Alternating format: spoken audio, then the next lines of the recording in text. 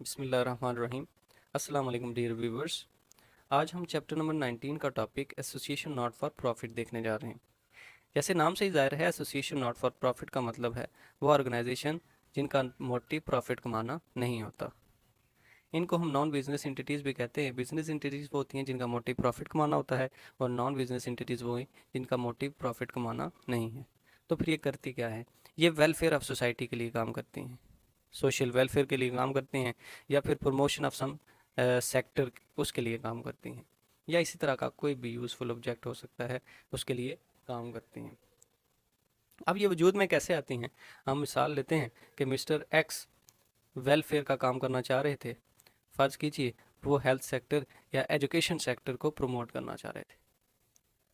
उन वो क्या करेंगे? वो एससीसीपी के पास जाएंगे और उनसे कहेंगे, जनाब मैं एसोसिएशन नॉट फॉर प्रॉफिट का लाइसेंस लेना चाहता हूँ।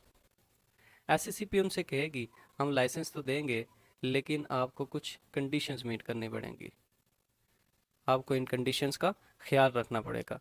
सबसे पहली कंडीशन क्या है? सबसे पहली कंडीशन ये है कि आपका मोटिव, आपका objective promotion of some sector होना चाहिए, या फिर वेलफेयर या चैरिटी का होना चाहिए, या इसी तरह का कोई भी यूज़फुल सब्जेक्ट है उसका, उस मोटिव पे आप अपनी ऑर्गेनाइजेशन को वजूद में लाएंगे।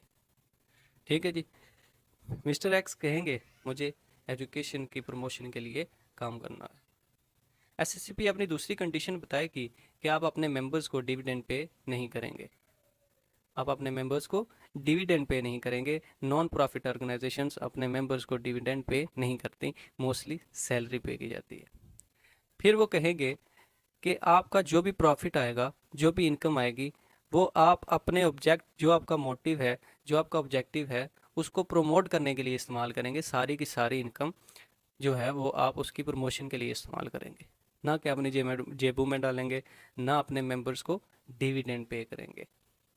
फिर क्या है जी? चौथी और आखिरी कंडीशन ये है कि जो भी आपका ऑब्जेक्ट है, जो भी आपकी एक्टिविटीज़ हैं, वो लॉ के अगेंस्ट नहीं होनी चाहिए। वो लॉ के अगेंस्ट नहीं होनी चाहिए। वो पाकिस्तान की सालमियत को नुकसान ना पहुँचाएं, वो पाकिस्तान के नेशनल इंटरेस्ट के ख़िलाफ़ ना हो। इन सारी बातों का ख्याल रखेंगे तो आपका लाइसेंस आपको मिल जाएगा।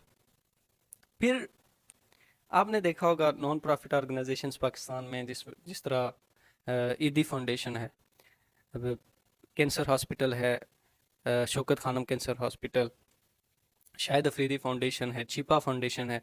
ये सारी नॉन प्रॉफिट ऑर्गेनाइजेशंस जो हैं वो पाकिस्तान में काम कर रही हैं। वो इन सारी कंडीशंस को मीट कर रही हैं, और इससे ज़्यादा भी कंडीशंस हो सकती हैं जो एससीसीपी बता सकता है, लेकिन ये चार मेन कंडीशंस हैं। अच्छा, अब मिस्टर एक्स ने जो ऑर्गेनाइजेशन बनाई, non profit organisation X Y Z, ये बनाने का फ़ायदा क्या हुआ? इनको प्रिविलेज क्या मिली? सबसे मेन प्रिविलेज वो ये है कि आप अपनी ऑर्गेनाइजेशन के नाम के साथ लिमिटेड या गारंटी लिमिटेड के लफ्ज़ नहीं लगाएंगे।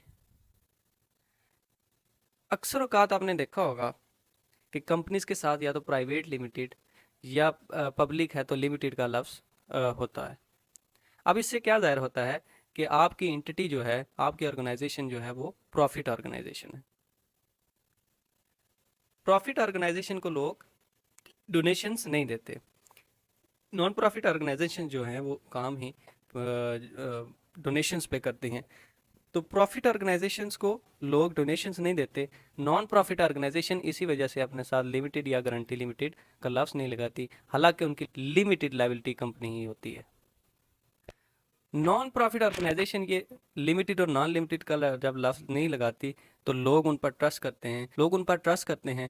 उनको पता होता है कि ये नॉन प्रॉफिट ऑर्गेनाइजेशन है, इस वजह से वो उनको डोनेशंस देते हैं।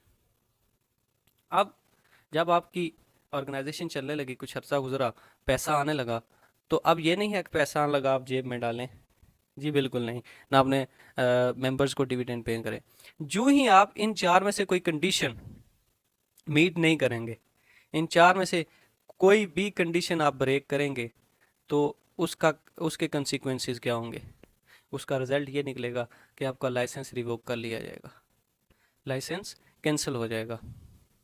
कमीशन आपको एक नोटिस भेजेगा इन राइटिंग कि हम आपका लाइसेंस कैंसिल करने लगे हैं। आपको वो अपॉर्चुनिटी भी प्रोवाइड करेगा कि आप अपना मौक़िफ़ बयान करें, लेकिन मोस्टली चांसेस यही हैं कि आपका जो लाइसेंस है या मिस्टर एक्स अगर कोई गलती करते हैं तो उनका लाइसेंस रिवोक कर लिया जाएगा। अब रेवोकेशन से क्या होगा? अगर लाइसेंस रिवोक किया जाएगा तो आप जो प्रिविलेजेस हासिल कर रहे थे, आप अपनी कंपनी के नाम के साथ वर्ड लिमिटेड या गारंटी लिमिटेड इस्तेमाल नहीं कर रहे थे, वो वापस लगा दिया जाएगा। वो रजिस्ट्रार वो नाम लिमिट नाम के साथ लिमिटेड या गारंटी लिमिटेड या प्राइवेट लिमिटेड जो भी है वो आपके नाम के साथ वापस लगा देगा। जितनी भी आप प्रिविलेजेस हासिल कर रहे थे, लिमिटेड या गारंटी लिमिटेड का वर्ड इस्तेमाल नहीं कर रहे थे, कहीं टैक्स एग्जेम्पशंस मिलती हैं, वो आपकी सारी की सारी क्या हो जाएंगी? ख़त्म हो जाएंगी। आपकी कंपनी दोबारा एक आम कंपनी रह के जाएगी, वो as a non profit organisation काम नहीं कर सकती।